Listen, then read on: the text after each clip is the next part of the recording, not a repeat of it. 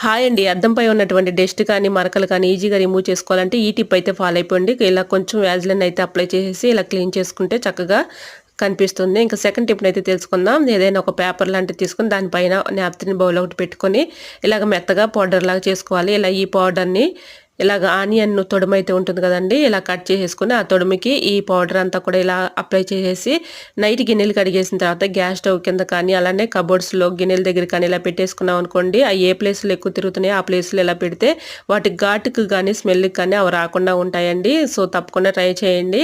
ఇలాగ నాప్కిన్ పౌడర్‌ని ఇంకో రకంగా కూడా చక్కగా యూజ్ చేసుకోవచ్చండి. ఇలాగైతే జిప్‌లాక్ కవర్‌లో పెట్టేసుకొని ఆ పౌడర్‌ని సిజర్ పెట్టి అక్కడక్కడ కొంచెం హోల్స్ పెట్టేసుకున్నాం అనుకోండి. మన కబోర్డ్స్‌లో అయితే బట్టలు మడత పెట్టుకుంటూ ఉంటాం కదండీ! ఆ బట్టల కింద ఇలా పెట్టేసుకుంటే చిన్న చిన్న పురుగులు కానీ, బొద్దింకలు కానీ, బల్లులు గుడ్డులు పెట్టడం కానీ ఇలాంటివి రాకుండా ఉంటాయండి. సో, యూజ్ అవుతుందని కూడా తప్పకుండా ట్రై చేయండి. టిప్ అయితే చాలా యూజ్‌ఫుల్.